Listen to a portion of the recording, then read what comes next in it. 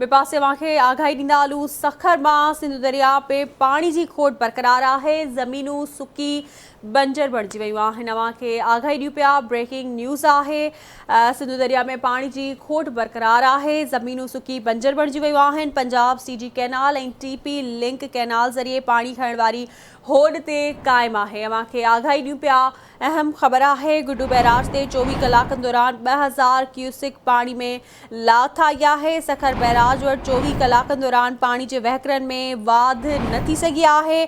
Guddu barrage वटि मथां वहिकिरो 42,836 cusec record कयो वियो आहे ऐं हेठां वहिकिरो 40,363 क्यूसिक रिकॉर्ड कयो वियो आहे।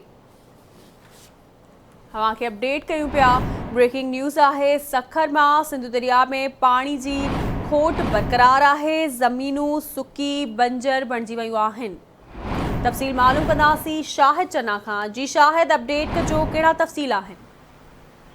बिल्कुल, सिंधु दरिया में पानी की खोट लाॻीतो बरक़रार है। पानी की खोट सबब गुड्डू बैराज जा 2 केनाल BS फीडर रेनी केनाल जैसे सखर बैराज जा राइस ऐं दादू केनाल इन वक्त ताईं बंद पियल आहिनि। जैसे पानी की सिंधु दरिया में संगीन खोट वारी सूरताल बावजूद होने के पंजाब पारा सीजी केनाल ऐं टीपी केनाल खोले पानी की खणत वारो सिलसिलो इन वक्त भी जारी है। जे सबब गुड्डू ऐं सखर बैराज वटि पानी खोट की इंतहाई संगीन सूरताल पैदा थी चुकी है। गुड्डू बैराज से 24 कलाकनि के दौरान 2000 क्यूसेक पानी में लाश आई है। सखर बैराज वटि 24 कलाकनि के दौरान पानी के वहिकरण में वाध न थी सघी है।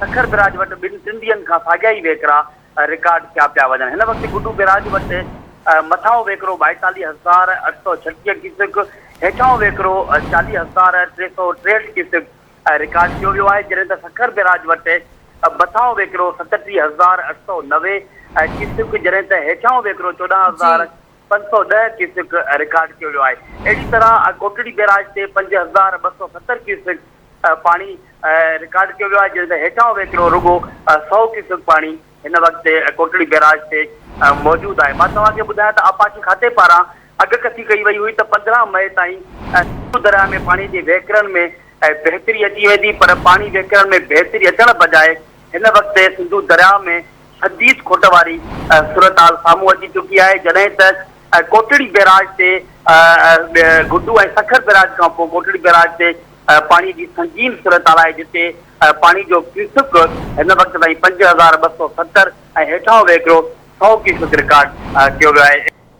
कोटड़ी बैराज से पानी की संगीन सूरताल बुधाई पे वने। जी ठीक है शाहिद, मेहरबानी अपडेट करण लाइ।